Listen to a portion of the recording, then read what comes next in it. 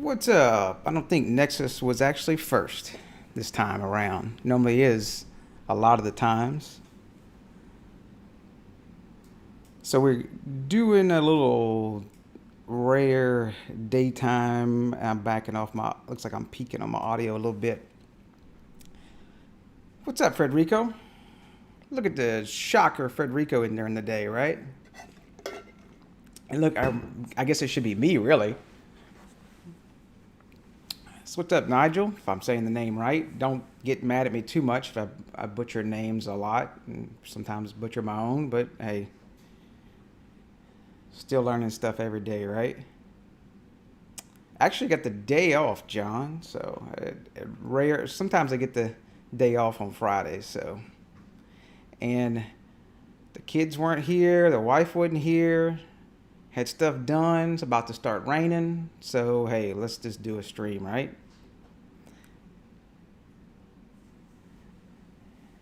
Into the world.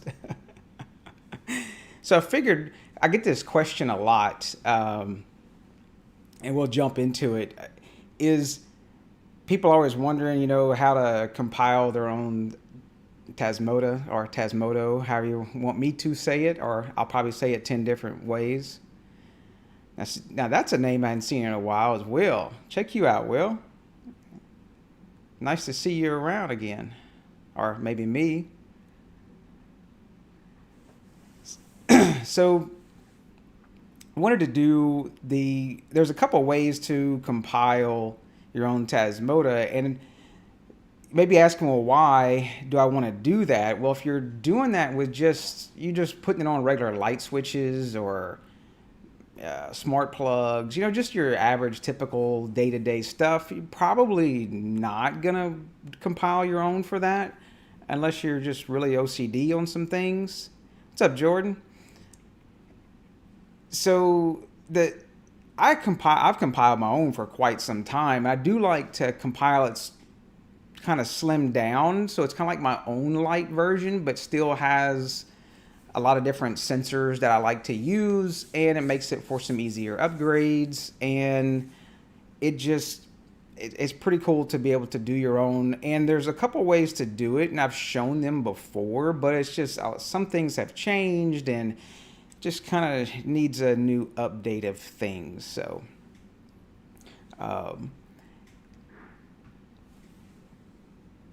So we'll jump on over to, let's see if I can get my screens right. See, I'm pushing the wrong buttons there.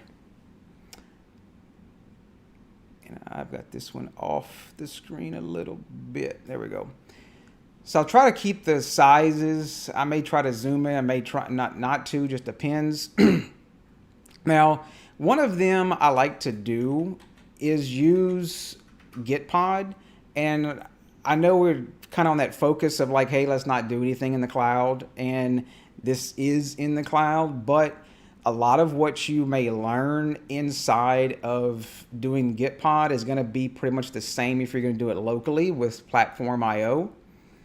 And so what I like to do is just jump on over to the Tasmota docs and search for Gitpod, and you can find the document there. And I find it easier. There's a couple different ways, but I do find it easier if you have a GitHub account, and I know a lot of people do already, and you can just sign in to Gitpod. And so I'll open another Gitpod here. We'll log in, and of course I've already logged into it, and it links your GitHub. And so basically, and I'm gonna go ahead and do this straight from the jump, not gonna cheat and use something that I've already been playing with. And the easy way to do it is just go on down through. Now I'm just gonna stick with the master release, which is currently 9.4.0. If you wanted to do the development branch, that's fine. And so just go ahead and click one of these links, and it's really easy. It'll jump straight in, and it will pull the data for you, and it creates the workspace for you and everything. And it's actually working in a container, and it is private for Gitpod, and then you can share it with others. But I know some people are like, well, hey, I'm going to be putting in my own Wi-Fi password and Wi-Fi SSID, because I do like to put that into my own bin files, especially I know we don't do it as much anymore. It was always beneficial for whenever we were doing a lot of Tuya convert. And really, I'd slim stuff down, put in my own Wi-Fi, user IDs, passwords, etc. And that way you just send it straight over with Tuya convert, and it would just jump on your Wi-Fi. You wouldn't have to deal with having to, pair it with the hotspot and the whole 9 yards. It does take a little bit here, and luckily I talk enough and just ramble, and hopefully ramble enough that we can go on past the screen here. It took a couple minutes, but once it goes in, it is like Platform IO. And if you're not familiar, I know some people have used the Platform IO, like with editing their YAML files with Home Assistant and stuff like that. So if you've done that before, it's going to be very familiar to you with the navigation of things. And there's just a couple little additional things to compile the firmware. So, I guess while that's, oh, here it goes. See, I told you I could talk enough.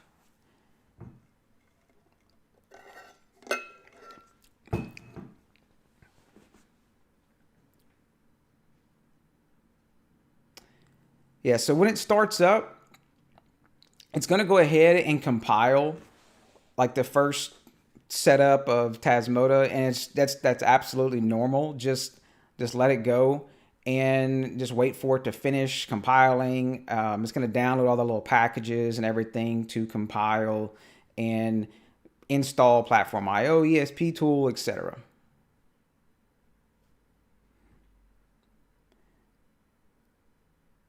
Accidentally reset recovery with built-in Wi-Fi. What's that, Patrick?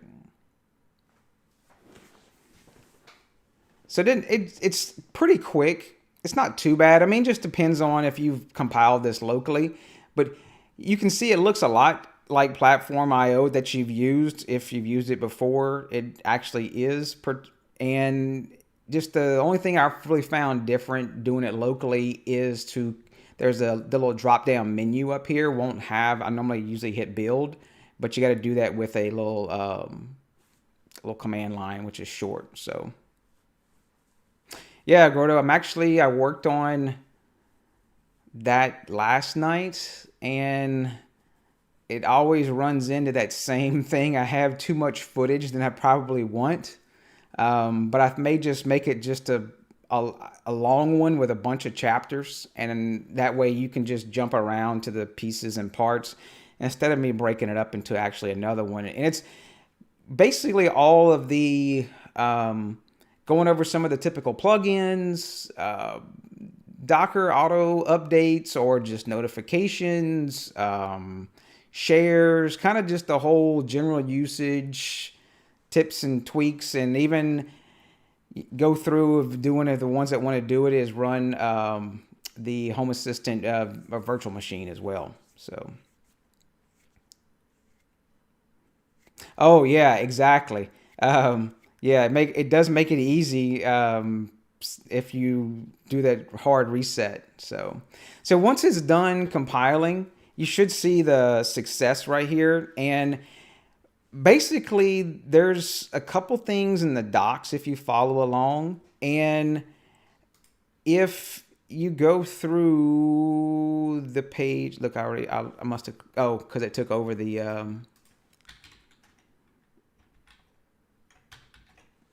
tab. I want to keep the tab open. We'll switch back and forth. So they do have some decent documentation on here. It talks to you about how like the different components, but of course I know a lot of you have used Platform IO, so we don't have to go over that part. Now, what you want to do is, this is where it can deviate depending on the person. And I use a file that I have done one little cheat and prepared something for here. Because I wanted to use a throwaway Wi-Fi password. I'm not going to be showing you my Wi-Fi password today yet. So let's see. So I have a file that I use, and it's going to be, what you have to do is you have to come in here and go to Tasmota. Well, let me back up. Let me show you a couple things here. So if you look in the Platform IO INI file, if you scroll all the way down to the bottom, you'll see that they do have, if I remember where it was at, was it in the bottom? No, it was up in the top, actually. So there's a Platform IO override that is being included, and you'll notice that it's already set up. I know one of the previous ones that people were compiling their own, and I did it a lot, was actually come in here and actually you'd have to uncomment this line. Otherwise, it would go through and build every single setup version of Tasmota along with all the different languages and everything. It just took forever.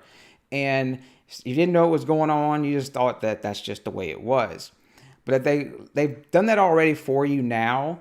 And you can go through, and actually all you need to do, and there's another way to do this, but by editing the my user config, and that's actually one of the ways I show you how to do that. And I wouldn't recommend that. And the reason why is because, like, 9.5, and you want to compile your own for 9.5, well, then what if they've changed a bunch of stuff in there? Then you got to figure out what the changes, and you got to put your changes back in. And it comes just a pain in the ass. So just make your own and edit. I know it's difficult at first, but there is a user config override. Let's see if we can drag this out a little bit. There's the user config override that's in the Tasmota folder that pulls in, and they do have some examples in here already for you, but it's all commented out. Well, and I will, after the stream, what I'll do is I'll put a link in the stream down below, and it'll be like my sample file, because I went through and slimmed down a lot of stuff, and you can go ahead and use that and edit it and do your own thing there.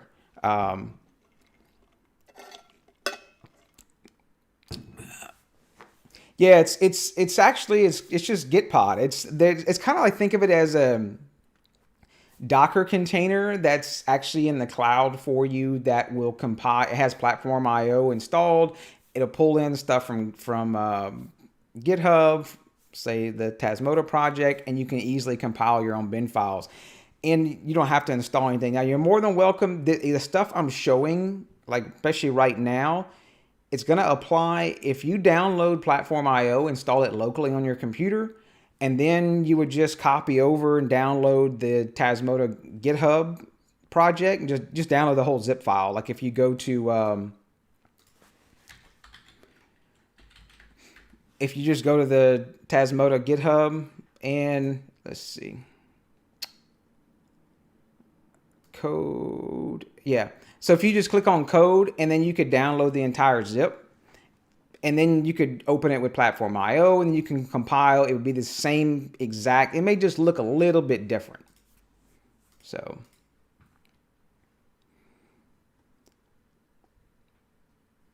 And oh, definitely not a problem, Joe. I know I do talk a good bit, but and unfortunately on this one you can't put the video in 2x yet. I guess if you rewatch it, you could just put it in 2x, and that way I would actually talk normal speed.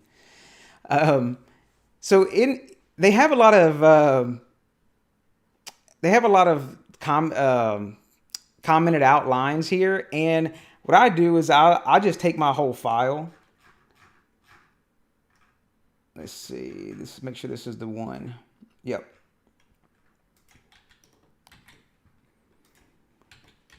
I'll just take my whole file and throw it in here. Like I say, I will do an example for this. And just to show you some of the stuff. Now, there's multiple ways you could do this. And there's some of the stuff I probably do in here is a little overkill. So some of the people may like, oh, no, you don't have to do that. That's fine. Hey, but I just kind of like to undefine, define. Hey, I appreciate it, cool guy. Thank you, sir. So what I like to do is in some of my files, okay, definitely good to put the different names together, hi troller. So you're not trolling too much today yet, right? So I like to, if basically just say what this is, if I know for the non-programming ones, it says if defined, use Home Assistant, then it undefines it. And what that is, that actually in this one here, it would actually, like if you're using like auto discovery or the Tasmota integration, it would actually remove this out of Tasmota. So you don't even want that in there because say currently there isn't a way, like if you pull up a new Tasmota, put it to your MQTT and you don't do anything, well, it's just going to pop up in the Tasmota, Home Assistant integration. And say you don't want that. Well, that's one option where you could compile your own and you could control that.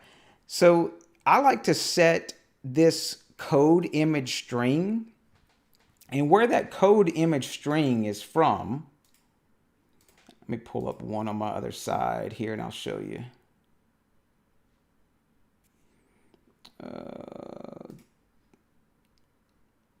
Yeah, so if I pull up, let's say here, and you see this right here, there's it says Digi 2021-03-18 HA. That's going to be your code string. So it's really beneficial. I like to set that because even in, like if you're using Tasmota or Tasmo backup, you can actually see that Patrick actually pulls that in. So you can see right here in the versions that, hey, I have 9312. And then like I put my own date when I built that. And I may put something at the end that, hey, that has Home Assistant in it. Or you can see I have another one says no HA in it. And you can kind of do your own thing of what you want because it's kind of your own deal, right? So really beneficial to set in that. At least I think. And so I've just gone in here and I've said, like, say this one I was actually building for a no HA. So I told it, hey, no, I don't want to define use Home Assistant. And then you just throw some of your stuff down here, say for module. And this is just set for Wemos. And this is, I know we talked about this several times and I don't like it and I don't see the point in it, especially now. Because, I mean, how many people are flashing Sonoff Basics these days? I mean, really, what's the percentage? Now, that may have been different 2 or 3 years ago, but there's not a lot of people that are starting just with a standard Sonoff Basic when they flash Tasmota for the first time. So the default for the ESP8266 version of Tasmota, it starts up as the Sonoff Basic. And I know several people have probably run into that, especially like say some light bulbs that may have been flashing. And when that first time you flash it, you'll see it's like blinking the blue channel. Well, that just happens to be the LED pin of the Sonoff Basic is actually on that blue channel of that light bulb. So it's not intentionally making it blink blue for any reason. And it really would drive you nuts if it happens to be that the relay is on there. So the first time you flash it and you just keep getting that clicking relay. And I have run into a couple of things with it. So I like to set it as generic, which is no pins defined. And you call it just a Wemos one. So I define just one SSID. You throw it in here, the same thing for the password. And look, I got another, I must have put the module in twice. And do I have it? I must have copied the thing in twice. Yeah, I screwed that up. Okay, that's no big deal. I'll fix that. So, and then I like to set the Wi-Fi manager. This is that same thing as that Wi-Fi config where if it some people don't like it and some people do, but if you ever lose Wi-Fi, it will put that AP. Now there's another cool feature, and this is really beneficial, I think, especially for doing that Wi-Fi config, is I know several of you, say you're doing an upgrade or your Wi-Fi, the power's out on it, or you're swapping something in all of your devices. And next thing you know, you look at your phone and you've got 60 access points of living room lamp, hallway light, and all this. And you're like, well, what if my neighbors see all that crap? And what if somebody attaches to it? They could, take over that device, especially if you didn't have a web password on it. Well, you can set actually where they're encrypted. They actually have an access point passphrase, and so then no one can attach to it because then they would need to know that passphrase. So it's a really cool feature I like to use. And you just can go through and really set a lot of your stuff. Like you can set in your MQTT users. I'm not gonna go through all of these, and like I say, I just copy and pasted these out of, and I'll show you after I go through this. I copy and pasted them out of a couple files. And I like to set all of my stuff in here and go ahead and set my time zone stuff automatically for me. I don't have to deal with it. I know some people don't have daylight savings time. I'm jealous of that. I wish I lived in an area with no daylight savings time. And no, don't worry, that's not my exact latitude, longitude. You're welcome to go look that up. What else? Now we get to the other part, is slimming it down. And so you can see there's a bunch of stuff I have in here where, like for instance, I don't use the emulation Hue. I don't use the emulation Wemo. I don't use it. I don't use the Modesty. I screwed that name up, I'm sure.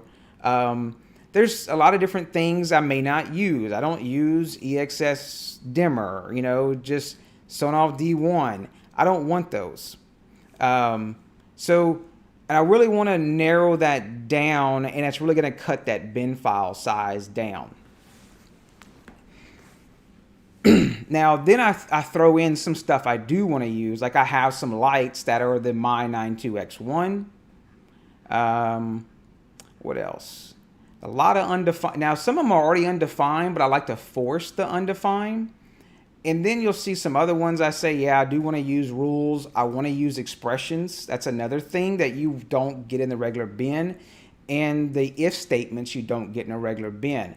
And so I end up with a bin file that's like around 500K or so. And that way it's just a one-step flash. It also fits in to your convert, etc. And it's pretty cool to do. Now, where I'm getting a lot of these undefines for all these, hey, which ones, the names, you can find them in a couple places.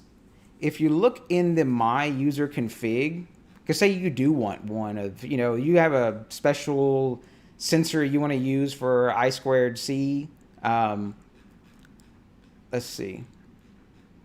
if you come down here, and if, like, say you had the, the EXS dimmer, you could just say, hey, I want to define that, not undefine that. Say you don't use PWM dimmer, you could undefine that, save some space. Same thing for, like, say if you did use WS2812. So you can just grab them all out of here and say, like the use I2C, and then because a lot of these are not built in, you had to use those sensors bin. Well, you can kind of take of what sensors you want to use, and you can put them all in there, and you can build your own little custom thing.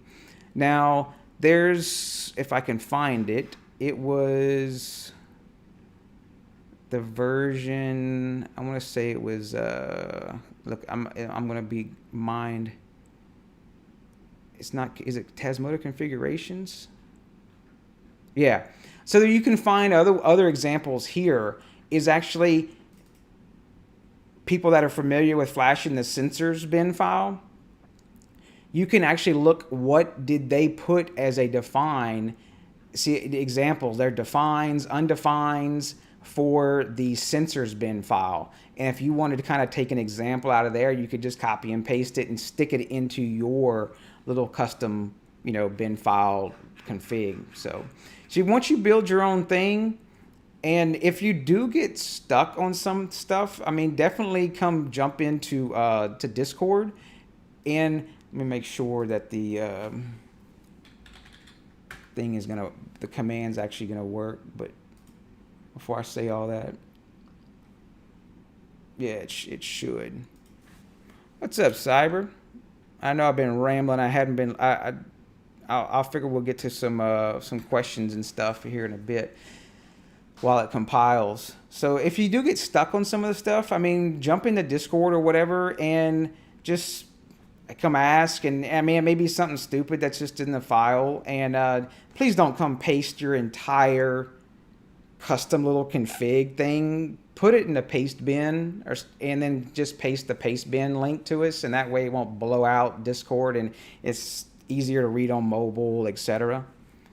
So definitely do that if you need some help, and don't post your Wi-Fi passwords unless you really want to for some reason. What else? Now, to compile this is where it's going to be a little different. And I actually keep it in the top of my file. You can actually see right here, user config override. I paste it to keep it handy in the top of my file. Is you need this command here. So we'll just copy that, and then we'll paste it down here. And hopefully we will compile something. So once you do that, just go ahead and go do something else while it compiles. It may take a while depending on what changes you have. It may just build real fast. So, yeah, hit up air. Well, I don't know if it was in there yet because I haven't used this one. It's there by default. That's cool. Okay, didn't know that. Always learning something myself.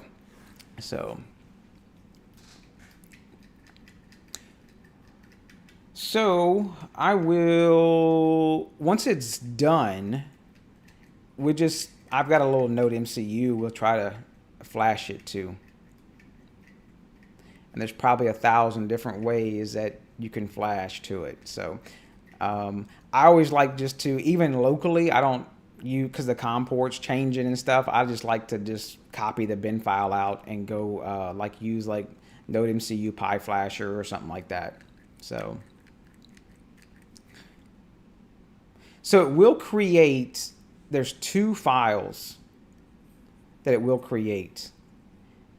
And if you go up here to build output and you go to firmware, it's going to create a Tasmota bin, and it's going to create the Tasmota bin GZ. And do remember, you can just take this and you can do your OTA update. You can also create Okay. So I like to just, if you want to just go ahead and download your file, and you could just download just the gzip because it's just the bin file inside of it. And if you just right click it and go hit download, and you'll download it straight to your computer. Let's see. Let me copy this to another temp folder right quick.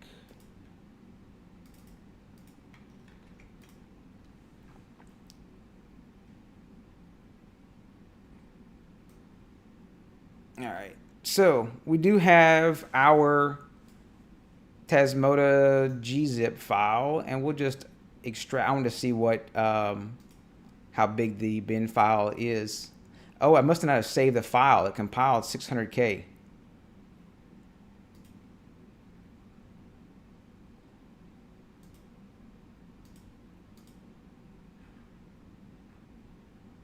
Yeah, it should be, because I did this the other day and it compiled. Let's give it a shot again.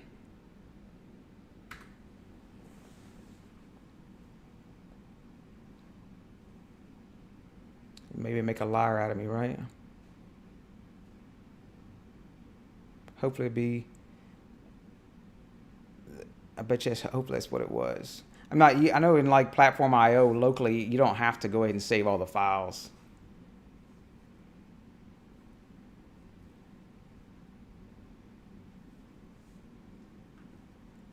No, it still did. Was 613.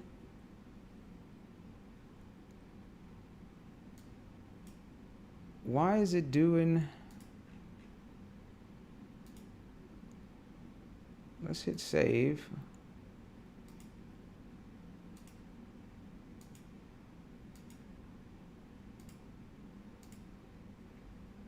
Make sure it did in there. We'll go to Tasmota.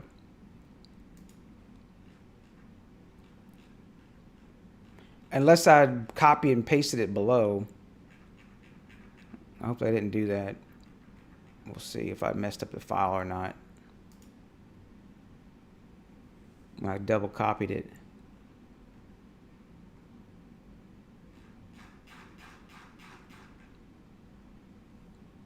Yeah, that's there. Always fun when you're doing this live, right? We'll do save all. Up arrow.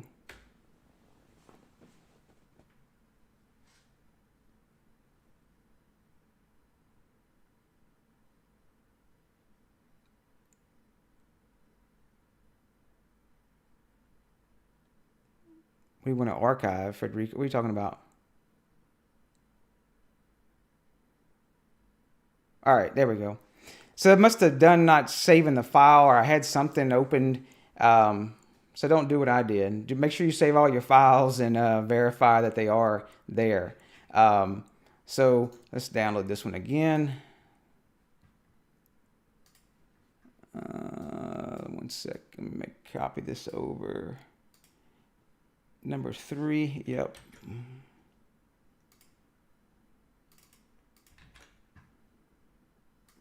All right.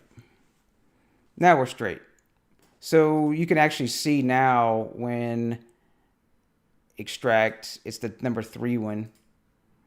You can actually see now we do have a bin of 488 kilobytes, and just instead of that 600K file. I do have one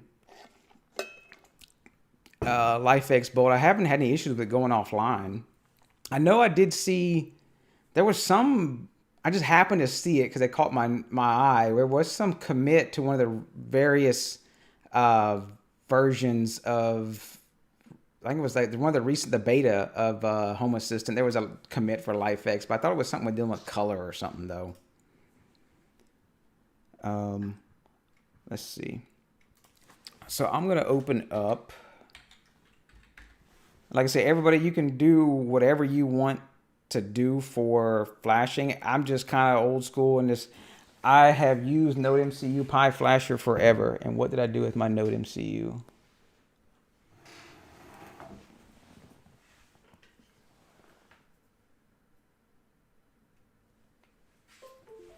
All right. Look, there you can see it. I knew it was something with color. All right, so let's do COM3. And let's see. We will go over to C temp. So nothing about going offline then. Now, if you are using, you can use a bunch of different stuff like ESP Tool Pi. You can use the ESP Home Flasher. There's you can use Tasmatizer. You just got to select bin file. I just use this out of habit. If you do use Node MCU Pi Flasher, make sure you pick D out, and I'm going to say wipe all data.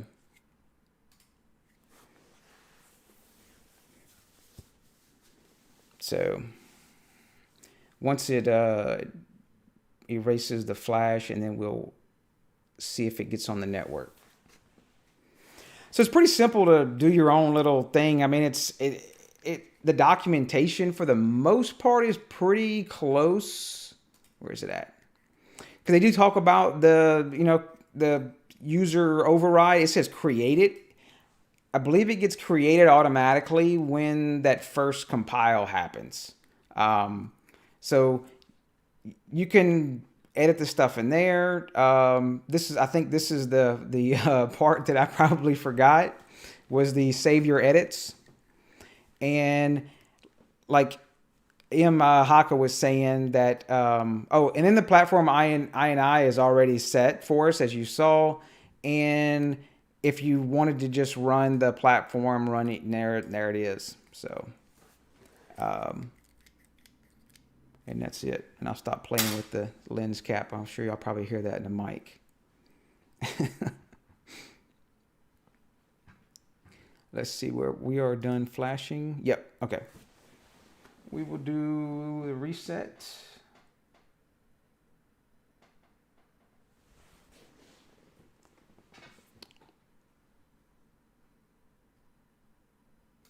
And let me check the Wi-Fi controller, and I should see a new device on it.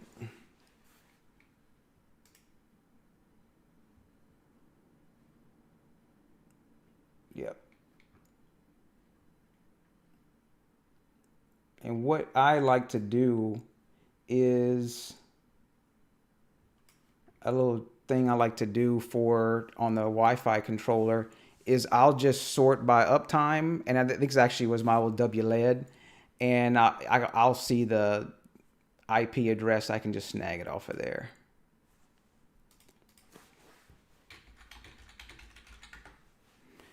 And I forgot the password already.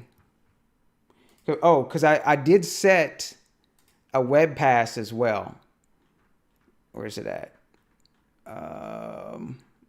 Yeah, so I did set a web password by default as well. So.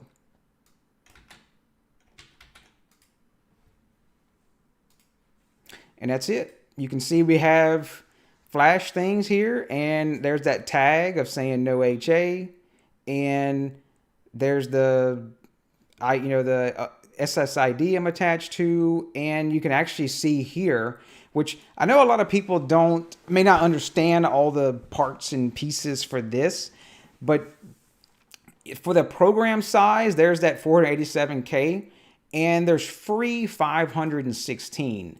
And so basically I could do an OTA, and a lot of people remember doing, I had to flash like the minimal file, which I don't like to do minimal. Try to do the light bin GZ if you really can, if you really have to go that route. And you can just flash those. Well, these are small enough to be like under that 500K. And so, because what happens is you're actually flashing that new bin to the flash in like another partition. And so once it flashes and writes to it, well, then it boots and then flips over to the new one. So you have to have room for the old and the new. And so that makes it really easy if you do your own bin file and slim it down. So you get those little quicker updates. Yeah, that's a good idea, MHawk. I do that too in mine, because I'll just go through if I want. I actually have a local Nginx web server, and I put my own bin files on there, and I'll just go through and initiate an MQTT command to all of my devices at once, and that way they'll all just grab my local bin file, and that way I can just go hit one little command. Actually, I do it in, you can do it in whatever, but I do it in Node-RED. Let's see. Yeah.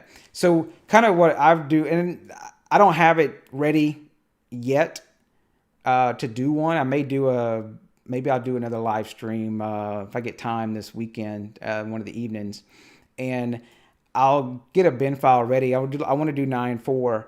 And so basically what I like to do is I've got multiple group topics on some of my devices. Like I've got like just a kind of a random collection of say like 8 or 9 devices, like a switch, a plug, just a light bulb, just kind of get a little sample of things. And I set a group topic 2 called alphas. And so all I do is I come in here and I just hit the button, and it will send over that all you're sending over is command alphas upgrade. And so the ones that are set to group topic of alphas, they'll just automatically upgrade. They'll pull that OTA URL, which is local, and they upgrade to my bin file. I'll let that run for a few days, and then I go through and I do the upgrade all. And I just push that to all my various topics, and it automatically will upgrade all of my stuff, probably 70 or 80 devices at one time. So it makes it really easy. And I'll usually watch the upgrade like in like TDM or something like that. So, and these are just other stuff. I've got like push my set options that I like to do. I can restart all of the Tasmota devices, stuff like that. So, and you could do this if you're not a Node-RED person, that's totally fine. I just used it because I could just save the topics and the commands. You could totally just push this over with MQTT, or you want to do it manually, you could do that as well. Or you could do in Home Assistant automations and just push the MQTT commands. So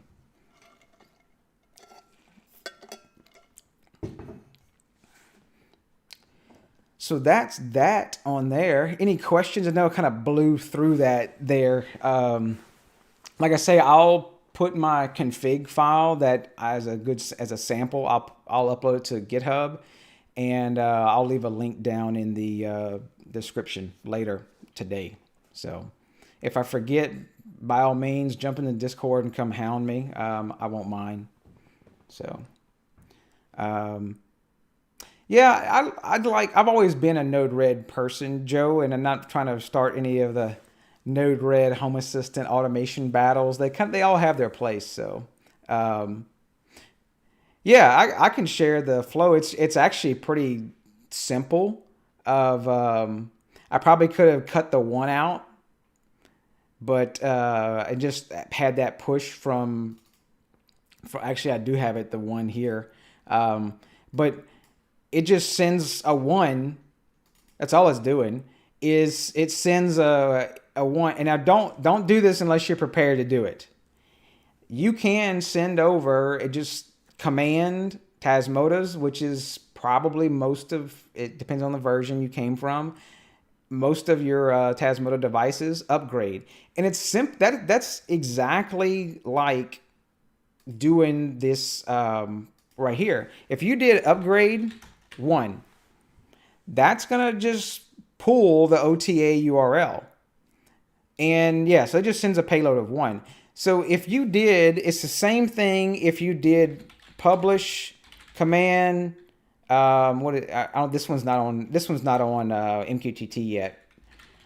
If you did publish command Tasmota's upgrade 1, That's the same thing as doing a just command of upgrade 1 on all these devices. If you can actually go to any of them that are on MQTT. If you did publish command and say you did living room lamp was one of your topics, one of your devices, and you did upgrade 1, that would actually make just that device pull its OTA URL defined upgrade, whatever it happens to be in there, and it would force that one to upgrade. So you can pretty much do any command like that, because you're saying, hey, send command, that's the prefix, to this topic or group topic, and in group topics, everything listens to all that topic at one time. And don't let the names, I know when I first started doing MQTT, the names are just stupid. The topic and payload, and I don't know, it makes it like they wanted to make it confusing, but it's really simple in the way MQTT works. But if you could do any command in here, you can actually do set option. If you want to do a set option, what is it? Is it 60? Is it 68? I think it is. I'm having a brain fart on that one. And you can actually do is you want to push a set option to it. And that's what I do on there is I have all of my set options that I like, where I have set option 56, set option 57. I just drug it 65, not 68. I'm thinking something else. 65, and it sets those set options.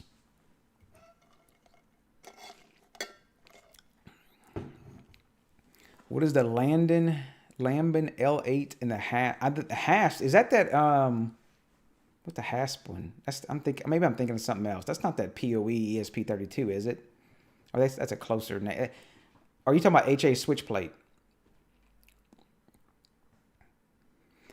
So it just sends over, and what I'm doing, I'm actually sending that through the topic of command Tasmota's backlog. And the backlog is just a pile of commands you're sending to Tasmota. So it's pretty powerful to be able to do things. It's kind of like, if you want to say it's my control panel there. There's actually nothing wrong with doing it that way. If you want to do your own, you can actually see I did have some of that in there. If I can find it again. Some of the, you can't, I don't think you can do every single set option in the define. I could be wrong. But there's some of them I do define in here. Where was it at? Like search for, I know I had one in here. I saw it. Yeah, see the Wi-Fi scan at restart? I'm setting that one as true. The scan regular, I'm setting that as true. So I can go ahead and set that in there. And you can find those. I didn't just make those up. You can find those out of the my user config. And they'll normally see, like, here's set option 0. That's called save state.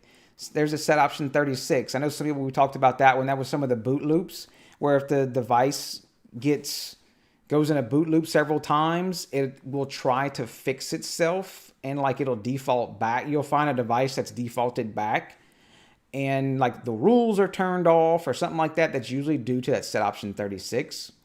And then there's also the power recovery, where if the power flickers on and off like 7 or 8 times in a row, it'll reset all of your devices, which can be good and bad. If it's not intentional, then you could have the power company set all of your devices back to default. So yeah, there's set option 41, 56, 57. There's some of them listed in here, and you can set them in here. Like same thing for like power retain, etc. So yeah, I set some of those. It's just some of them I may not be flashing my bin file to them, or maybe testing something else. I don't have that. So I like to just say, hey, I want to set all of my stuff that's in production to these certain set options. And so I just hit node red. Even though they're already set, it doesn't hurt anything. So, yeah, so I'll have to look at that one, Morton. Is it the same, or they have a different model now? Or, because actually I do have one of those switch plates. And I just haven't done anything with it. It's for video wise. So yeah, 56 and 57 are great. And for the ESP home people, maybe they can give me a cheat for it. And I probably ran everybody off because we're talking about Tasmota. But one issue I have is, like, if I do an upgrade on, say I have 2 access points and I do an upgrade on just one, well, then some of my devices will fall over to the other one and they'll work, but they'll just be at a low signal. And eventually with the set option 56, where's it at? It scans the Wi-Fi every 44 minutes. So later on, Tasmota is going to scan, oh, look, hey, there's a stronger access point. It'll switch over. And so everything fixes itself within less than an hour. Except I have to come back on ESP home devices and manually reboot them to get them because they'll be stuck to that Wi-Fi access point clear across the house, and it's got low signal. So, and I don't know if there's some automation you can copy and paste into the YAML file that'll make it automatically rescan for Wi-Fi on ESP home. I just haven't found it, but it's pretty cool that you can just do a set option in Tasmota. That definitely was a game changer. So. Yeah, it does not work on hidden SSIDs, but I question, tell me a good reason why you have a hidden SSID these days. I mean, that was a thing, just like hidden SSID and MAC ID filters, those were security by obscurity kind of, because you could easily change your MAC ID and find hidden SSIDs. But hey, what's up, Dale? So before I jump off of that one, any questions or anything I missed? Google Mapping. Yeah, I could see that. So, yeah. Send a reboot. Yeah, I guess you could. Yeah, you could do that. That's a good idea, Stone. You could send a reboot through that way.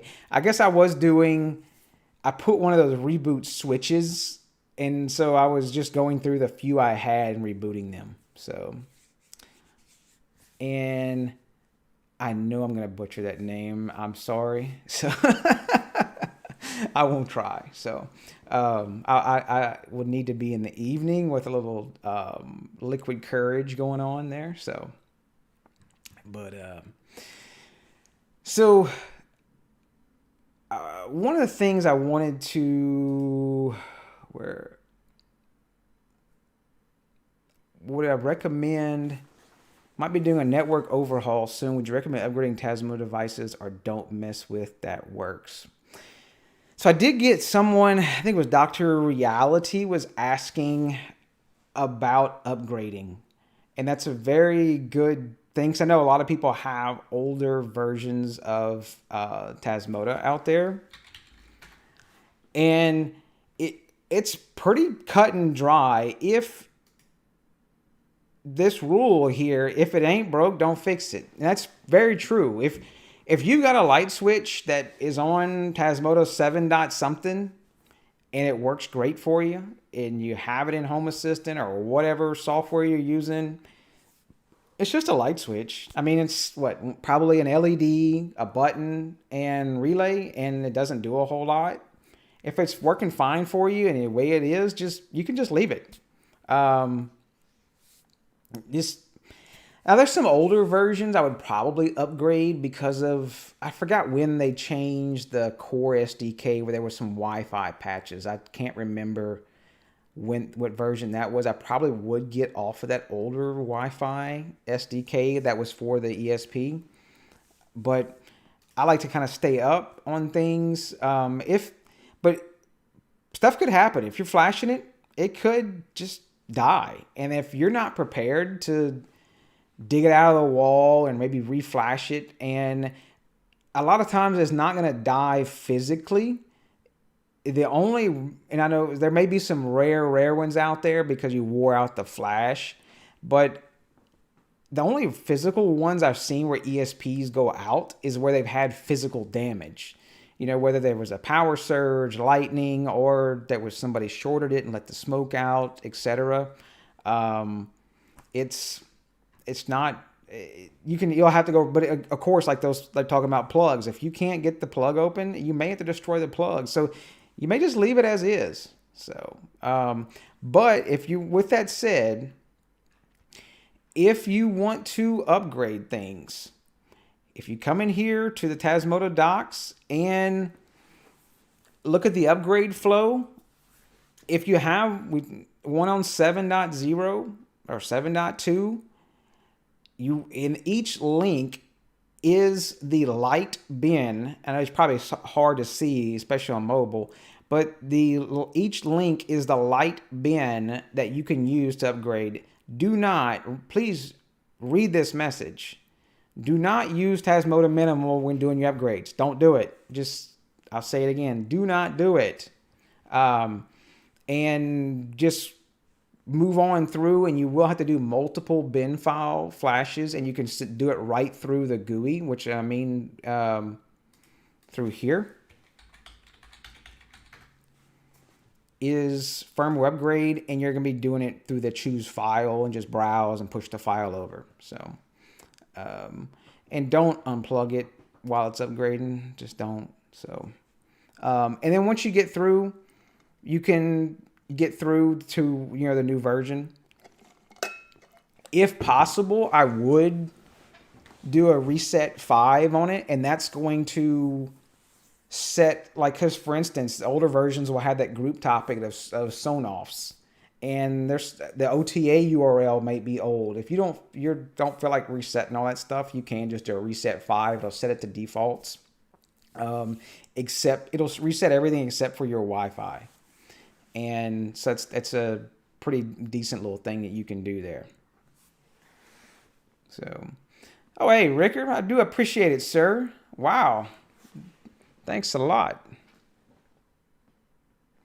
And sorry about that, as my wife just landed on her trip. So, let's see. I'm sure she's like, oh, I don't know. I don't care. You're on a stream or something like that, right?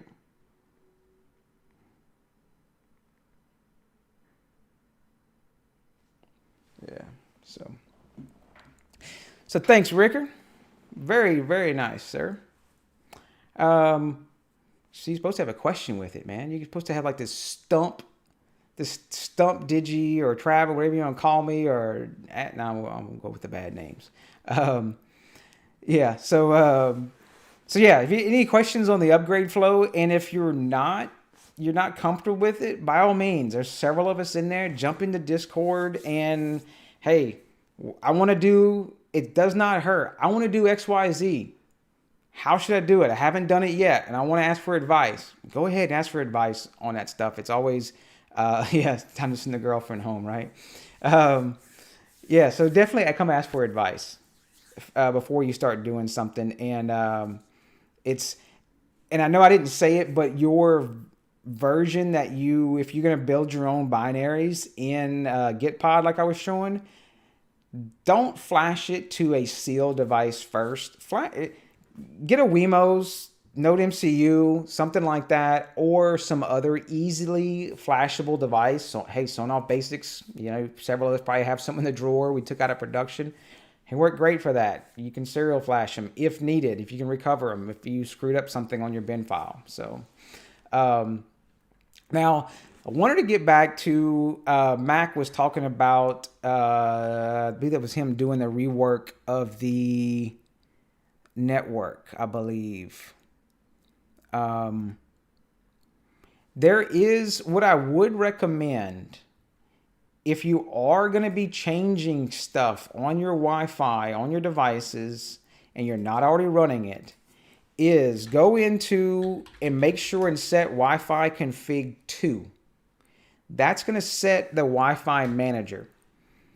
And if you don't have that set, and I'm just setting some insurance policies for yourself here. If you don't have that set, it will automatically, at least I haven't tested the newer versions, it will automatically go ahead and reboot and pull up the access point, and then it'll join back to your Wi-Fi. So don't freak out if it leaves your network when you do that. But that's going to go into the access point mode for like I think it's 180 seconds. But one thing you would want to do, see, look, it just did it to mine. Mine, I bet you it's in access point mode right now.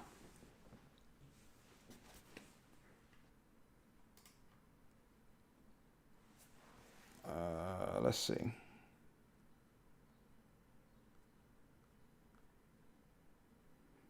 It'll rejoin here in a second, I'm sure.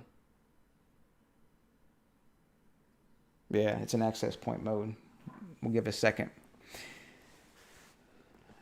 Yeah, there's everybody has learned like some of the minimal stuff is don't, if you're going back and forth from ESP home on something, don't use minimal there.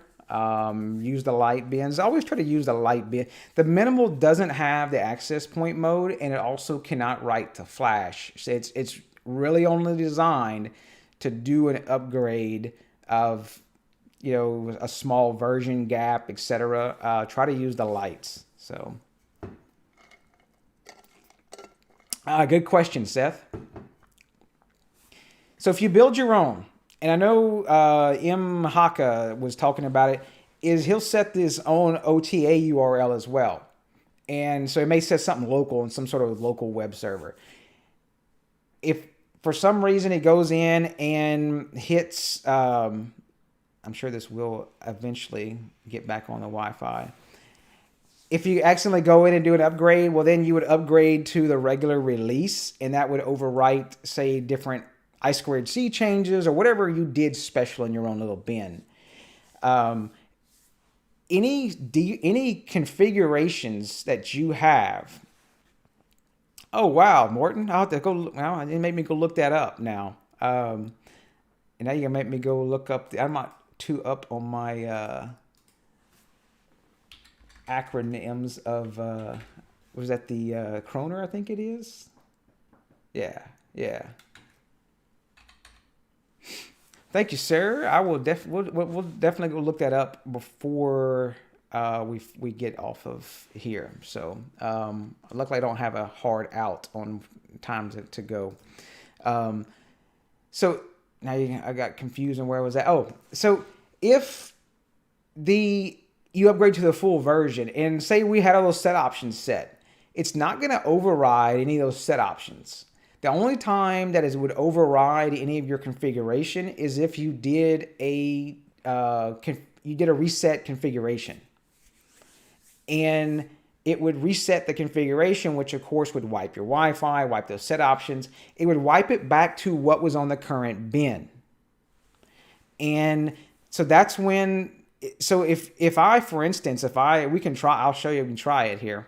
And I could upgrade straight to the regular release of Tasmota if it ever gets back on my Wi-Fi. There it is. So before we jump into there, and I got a couple things flowing into mind.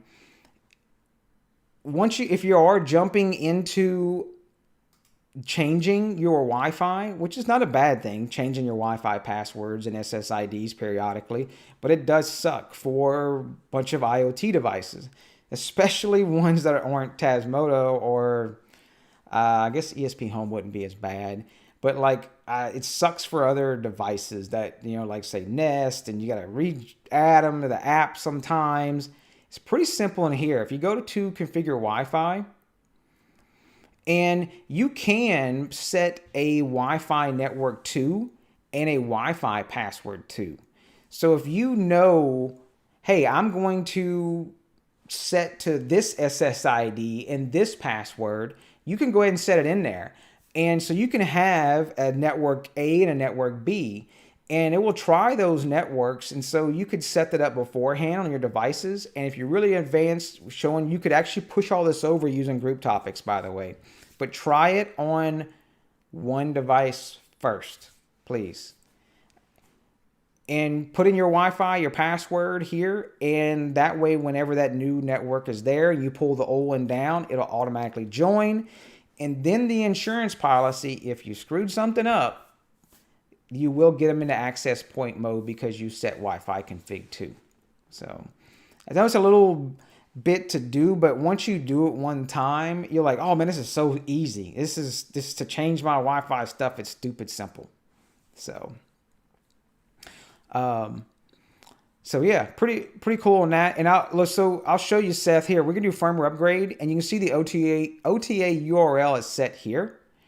And just to show, we're still running on my special copy, and we'll hit.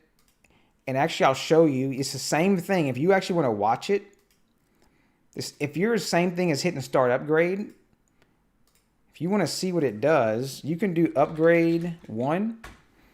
And you'll see actually it's going to do the upgrade from that bin file there. It's going to upgrade to regular release. So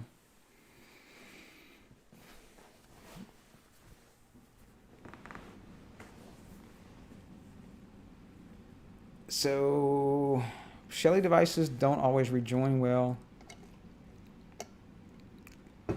Either can run, I will convert. Yeah.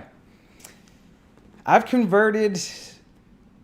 much convert all of my Shelly devices. I think the only ones I've left on stock, even with their ESP, was the couple of Shelly floods that I have. I mean, they're battery devices. They sleep, and then they have cloud notifications, which is good for leak. And but they still talk MQTT as well. So yeah, that's another good ideas. I know everybody has to keep their own little notepads of backlogs for set options and stuff like that. So yeah, you can see now we've upgraded to the version of the regular 940 Tasmota. But you'll notice also, look, program size 600 kilobytes. There's only 400 space left. If we would try to push our regular bin over, it would give us that. I don't know if they changed that. It would used to say upload buffer mismatch compare or something like that. They may have changed that message, but that typically means there's not enough room. And so you would need to flash like light bin or just flash the GZ. A lot of times the GZ, it will fit, which is the GZ version. But just to check, Seth, if I did set option 56, it should come back and say that it's on. So you can see it did not override my URLs. Yes, if you do upgrade 1, that's just like hitting that. It's exactly like coming to firmware upgrade and hitting the button. The only thing different about that is, if you did the firmware upgrade button, you can't see what happens. Like if there's an old version of a URL in there, or you have it blocked from the internet, you won't be able to. It won't be able to see the kind of the error of why didn't it upgrade? So I like to do the upgrade 1 command. You can also do OTA URL, and it will come back and show you what the OTA URL is. And again, you can push that OTA URL over using MQTT. So it would just, whatever MQTT you want to use, you would just send over, say, command group topic if you want, or just say that living room lamp OTA URL, HTTP 192.168.1.10. I don't know, say you did have it port 500, and you say my TAS bin. And that would actually set that, it would push MQTT over to it, but or you could just do a straight command here if you wanted to set itself. And that would set, and that's the same exact thing as coming over here and using the GUI, and you can see it's set here. So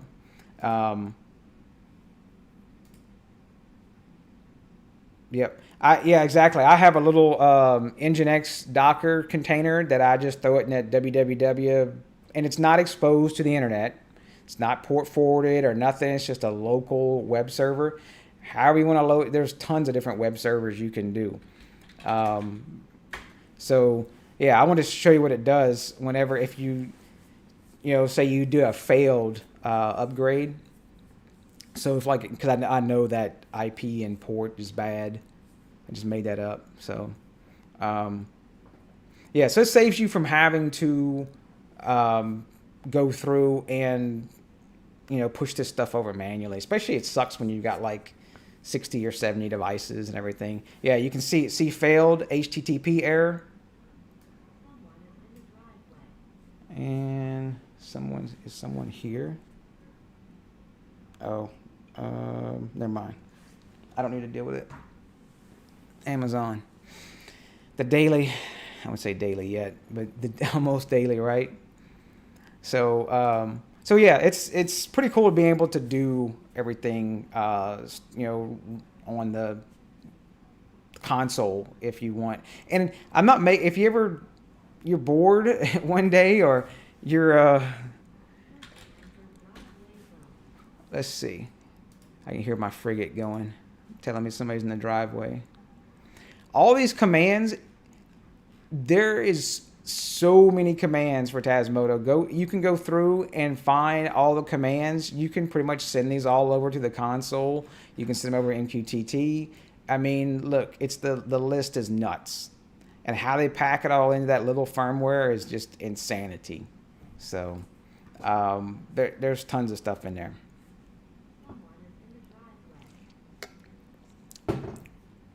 Let's go look at the, what do you say, Lambin L8?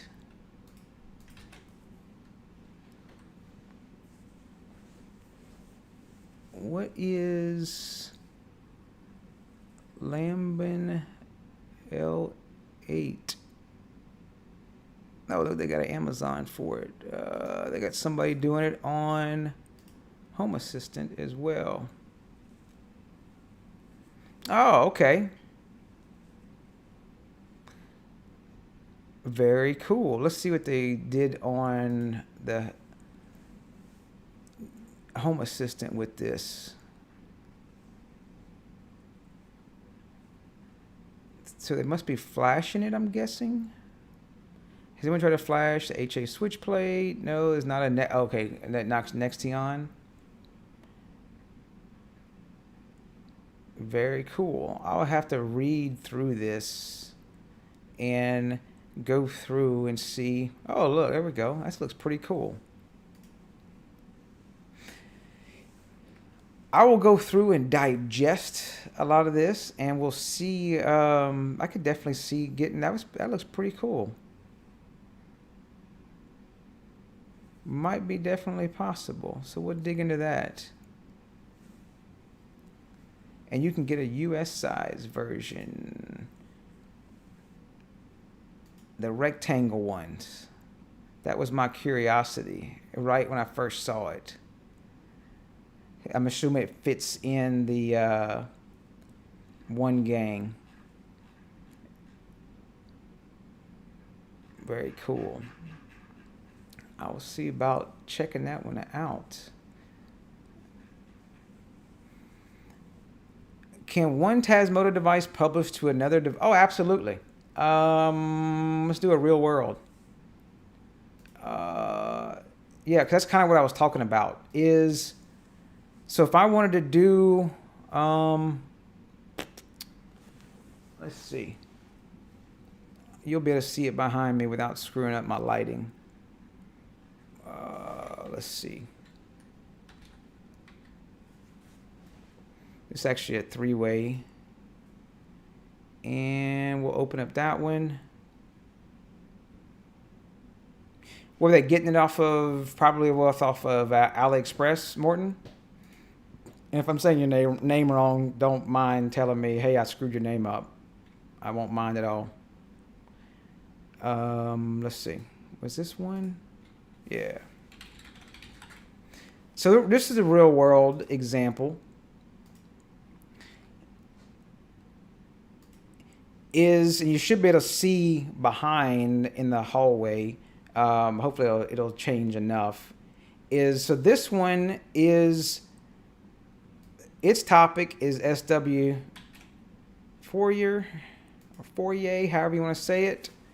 And I can do a publish command and then do, now this is a three-way, it's a little different. Typically you would want to do like say power toggle, but this is a three-way switch, so it has that load sensor. So I needed to send the event thing. So if I want to turn it on, you could send that command event, you should see it kick on, and probably barely saw it behind me. And you can see it did turn itself on. It saw the event, turned it on, and there you go. Okay, I will check that out on, definitely appreciate it, and I'll see about getting. I like to be able to do some different stuff on a switch, and actually in my bedroom I was looking at something to see different statuses, and I don't know if what I'm gonna do there just yet. So I changed out the whole switch thing. That's a whole nother story. So it may be a good solution for that. So yeah, it's and you can publish stuff back and forth. So you can publish to anything, and really it's the same thing as doing. I'll show you the MQTT Explorer. If we looked for SW Fourier, we search. I'm gonna drag it over here in a second. So if I go back to here, and look, I want to hit up arrow. I don't think you can do that. Can you? Yeah, you can. And so if I publish it's SW underscore Fourier. No, look, I put minus. Yep. And remember the topics are case sensitive, except MQTT Explorer is smart enough. But typically the topics are case sensitive. So make sure and get them the same exact case. It's probably a good practice. Unlike me way back, I did capitalize those. Just do them all lowercase, and that way you don't ever have to think about it. So once I publish it there, you should see it actually in MQTT Explorer. There's that event on. And you could actually do the same thing. We can come in here and say, I'm going to publish to command SW Fourier event. Now don't put off right here. That's not the topic. You want to do off and then publish. And you can see it cut that light off. And you can also do the same thing with if you went to Home Assistant integration. I think it's integrations. MQTT, is it configure? I think, yeah. So if you didn't configure, and you can come in here to the same thing, command SW Fourier event. I wanted to do it almost. It's habit. I could do on, or you could do upgrade. You could do restart, whatever you want to do. And you can, the same thing, you can publish it straight from Home Assistant, whatever MQTT thing you want to do. I find it easy just to throw it into another Tasmota switch. That way it's kind of like all on one line. The only thing you can't do, and I haven't tested it in a couple versions, is only thing you can't do is you can't do a publish command. I won't do it, but then a backlog, because it's trying to think you're doing it's trying to parse it and you're doing a backlog on the switch itself. And so I think it gets confused. So if I'm publishing a backlog, I'll do that in like Node-RED or Home Assistant, MQTT Explorer, etc. So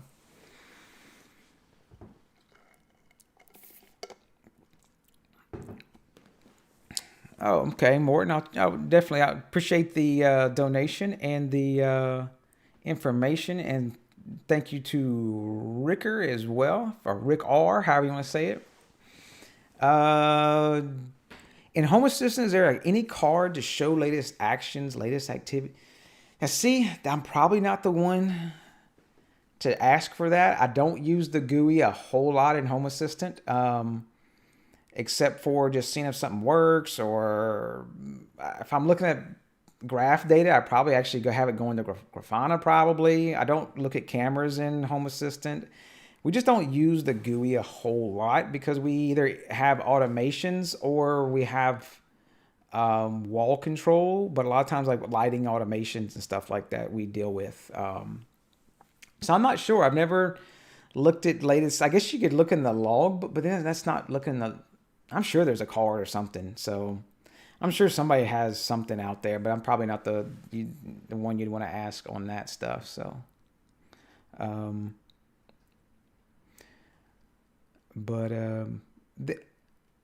since I did say I was going to cover something on, the logbook.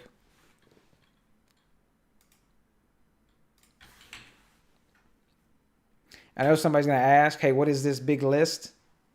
If you haven't seen it, and I don't know if Patrick's still here, go check out Tasmo Backup V1, I think it is. And it's pretty badass for being able to get your list of devices and it doesn't beat on them. So, if you look for this one here, go check it out. Yeah, and it does have all the supervisor stuff, Docker Compose, etc. So,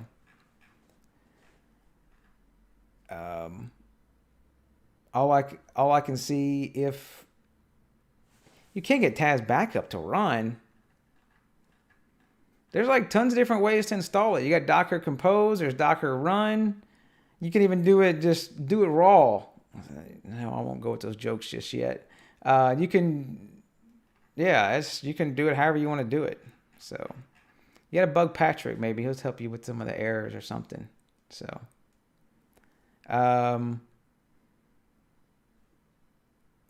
no, Tasmo. Yeah. You're right. Tasmo Backup is. I do have the template for the Tasmo Backup in Unraid, so it's just kind of like a one-click thing. So, yeah. What do you mean, Caleb? All I can see is how you must compile all of your bin. Oh, yeah. I just have two of them, really. No, I wouldn't use MySQL. You can, but the default, it has SQLite. And I know some people are like, oh, no, I don't want to use SQLite. SQLite's perfectly fine. Use SQLite on Tasmo Backup. It's only going to make a database of however many Tasmo Backup, devices you have in there. It's still fast. I would just use the SQLite, and that way it's in with that container data. So, I do have all of my own versions. So, I think I've maybe got one or two, maybe three. So that's about it. Nothing crazy. I don't like to keep up with too much stuff. So, the only things I saw new really for, if it works, it will be fine. Yeah. How many do I have in there? Where is it at? I have 79. So I think these two are unplugged. Well, look, the last backup I had was 419, 420. Insert joke there.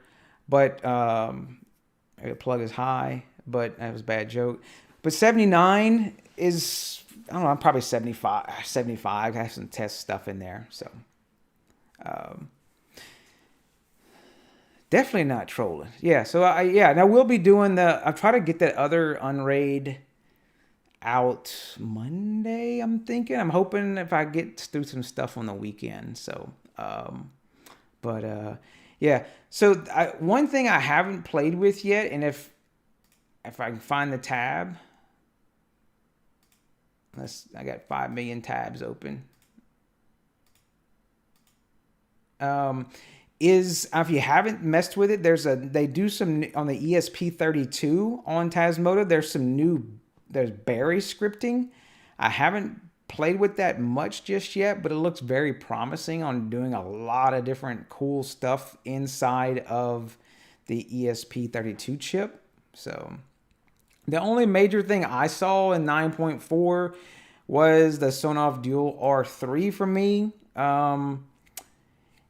And they had a couple things with that. There's some of that stuff I just don't have. Not that saying it's not useful. There was some dummy energy monitoring stuff there. And there's the backlog 0 command. Now there's one thing I saw that was pretty cool. Where is it at? It was in the, it's in the current development release. Where is it at? Yeah, right here.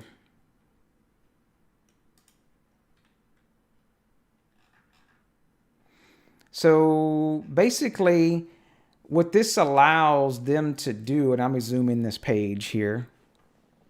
I think it's, yeah. And I know everybody's familiar with doing their little templates or whatever, right? But imagine, like, for instance, this particular person has an inverted PWM for the color temperature. And you need the set option. I think it's set option 90. Is it 91 or 92? Yeah, 92. So if you need set option 92 with it, and it's specific to that device. And so now this is just in development, 9402, is you can add the tag command on it, and you can put a backlog of stuff in that device template. So they're setting set option 91 and they're set option 37.5. So you could put multiple things in there. You could make a one copy and paste. You could actually, if you look right here, this says module 0. I haven't tried this one yet, but if you could put module 0, it would automatically put that template in and then run your commands and flip over to enable the template, which is module 0. So I thought that was pretty cool. Yeah, thanks again, cool guy. I appreciate it. I think you're the same, right? Or you changed your icon already. I don't know. What is that? Is it something riding a cloud unicorn? Okay. Interesting. Very interesting. So, I guess any other questions before? I was reading this one earlier, was the new beta stuff. Yeah, I knew it was High Troller. I guess that goes with the name of things. So yeah, he is Jim. Any other questions before? See, we're like what, an hour and a half. So pretty cool. I do appreciate everything. Oh yes, Mark, definitely. I did. I saw that was because I couldn't do the. I know we always talk about pull up resistors, but the ESP32 has pull down resistors built in, and you needed the pull down resistors to do the buttons on the Wise outdoor plug. Let's see. Yeah, because it needed the pull down. So I definitely should be able to change and add this. I will say still, I will prefer the Bluetooth scanning for doing like those little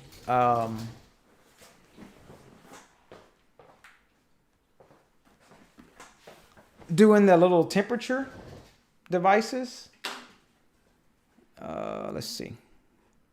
I know this one here, doing the little temperature devices, showing that this one's, I want to say this, I guess the humidity level, it flips over to the the battery every so often. But I just prefer using ESP Home for those. So it just seems a little more solid. I know we had some issues with seeing the humidity in Tasmota, the way it would scan. So, and I've had no issue doing those, and they're pretty simple for doing ESP Home. So, yeah, those consumer routers will get you. Those Asus, I guess I'll say it correctly. So, so if you don't have any other questions, I know Tim wants us to start over. Yeah, we compiled using Gitpod. So, but everybody, like I said, if you want to roll back through that, you can do it local, and it's pretty. The stuff with the files and the undefined and all that, it's going to be pretty much the same. You're just going to be doing local. So, are you going to make an edited? It may not be a bad thing. I mean, because I wasn't doing a whole lot. I've done an edited live stream before, and I will say it just sucks for me. My OCD kicks in of the continuity of things is bad, and it's a whole lot of editing, and I would just prefer just to make a clean one. And I may do. I'll take a look at it and see how it came out, if it can be edited down, and or I'll just do another short one. That would be. I keep saying short, but with me that would be a whole 15-minute video. So, yeah, just see. They need to make like a 2.5 or 3x version in speed version in YouTube. So